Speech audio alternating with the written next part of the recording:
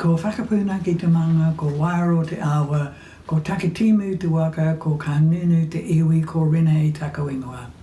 Kia ora everyone, I was born in 1929 to a Maori mother and a Pākehā father who shot himself when I was 4. And I date my interest in watching people and looking at them and thinking about what they're thinking, probably from that time, because nobody talked about it and nobody really wanted little kids around, really. So I spent a lot of my time watching adults and watching my mother and taking my little brother and sister to the toilet when they wanted to go. And my mother, because I then started asking a lot of questions, I think my mother thought if she taught me to read, I would stop doing that. And so she taught me to read from a newspaper. I don't remember which newspaper it was, but it was probably the Daily Telegraph. And so that when I went to school, of course, I could read a fair bit. Not as well as I then learned to do, excuse me, but a fair bit. And I just loved it. I was enchanted because reading is that kind of thing, isn't it? You open the covers, you turn to the first page, and before you know it, you're just so engrossed and nothing else matters. I mean, you can be being called or you can be knowing that you've got something to do, but you cannot stop. At least that's what I was like. And of course, I got sick of the children's books quite quickly. And my mother used to get library books from the Taradale Library. So I started reading them, and she was a crime novel reader. And that is how I came across the 4 Queens of Crime, Agatha Christie, Dorothy L. Sayers, Ngaio Marsh, and Marjorie Ellingham. And I just love those books. I was a bit puzzled about things like butlers. I didn't really know what a butler was. And it seemed to me that if I ever got an invitation to a manor house, I'd probably be wise to refuse because you usually got killed. And then it was in a locked room and nobody knew who had done it. But a lot of the time, of course, Mum took the books back. So I didn't really know who the murderer was. So that was a good thing in a way because it made me imagine who it was. So I made up all sorts of endings. And at school, the other big influence on me was, I think, that I was picked to be in a school play.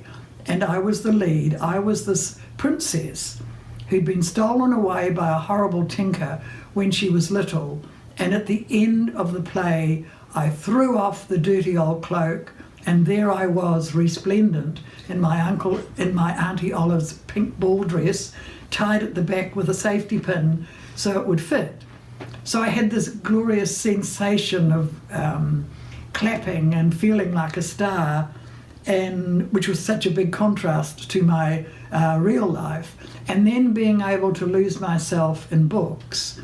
And then someone gave me a copy of John o' London's every week from that he got from England. His mother sent it to him. And that was an eye-opener. I had not realised that people wrote about books. They wrote about writers. They wrote about plays, and they published poems. And it was such a fascinating world. And then I read, when I was about 11, I read Dorothy Sayers' Gaudy Night. And that book, while it's classed as a crime novel, has been the book that has stayed with me all my life. I was about 11 when I read it, and I'm 91 now, so that his book has remained with me for 80 years. The power of that novel has remained.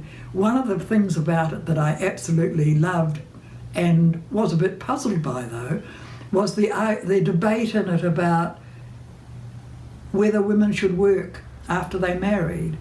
And these were a group of women at Oxford.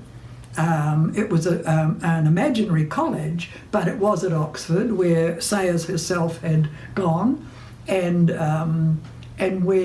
she graduated about 21, about 1912 or 14, something like that, but she wasn't allowed to go up and get her degree until Oxford relented, and all the women who got their degrees between that time and 1929 then went up and received, put on the gowns and received the diplomas, and that was something that was talked about in Gaudy Night as well.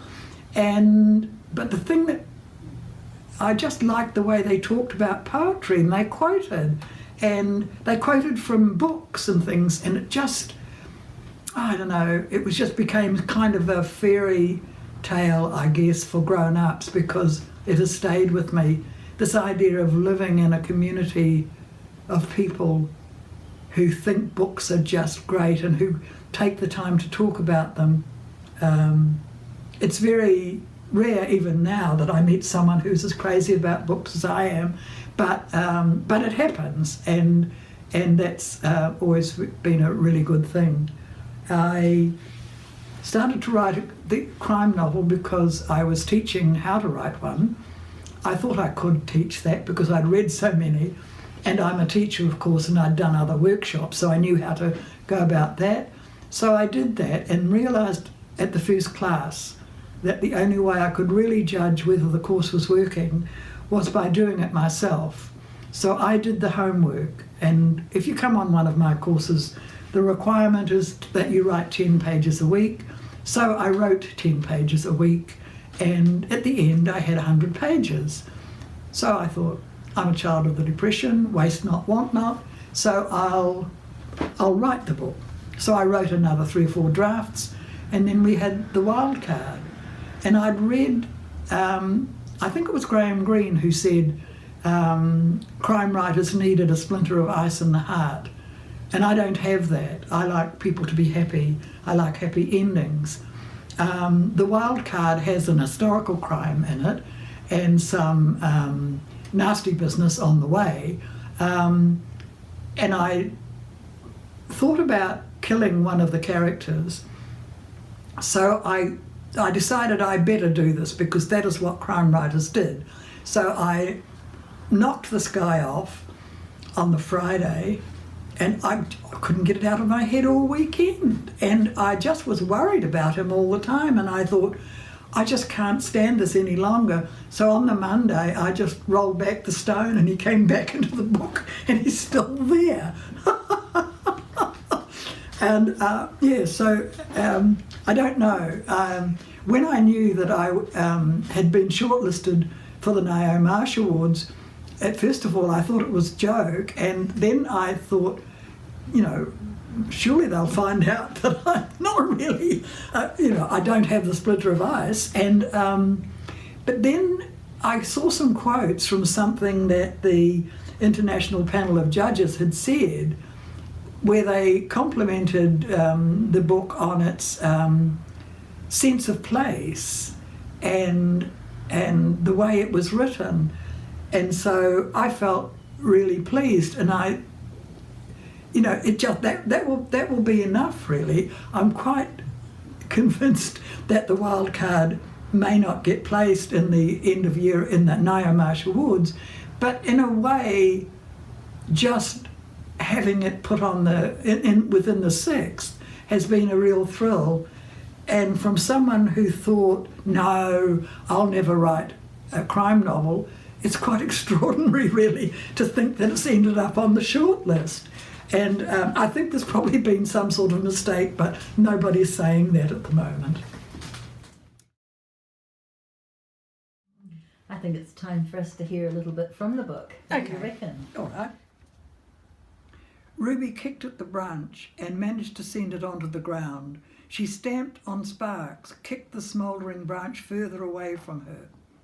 There was a growl. Carl stood in the doorway, sniffing the air, barked. "All right, boy," she said. "It's all right."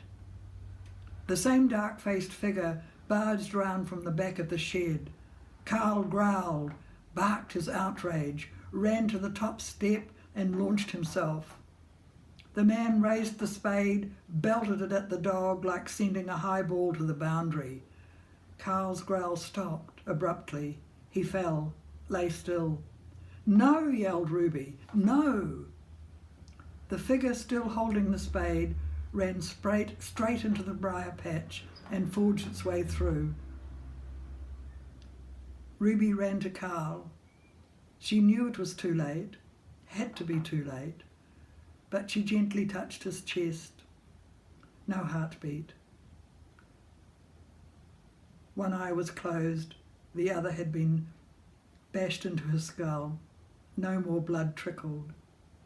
She slid her arms under the dog and, holding him up like a sacrificial offering, moved on her knees towards the steps. She sat on the second step, holding the dog. Then, like it had just remembered its cue, rain started. She felt the wet drops on her face and could have shouted with relief. The shed was a write-off, but the house would be okay. She picked Carl up. He still felt warm.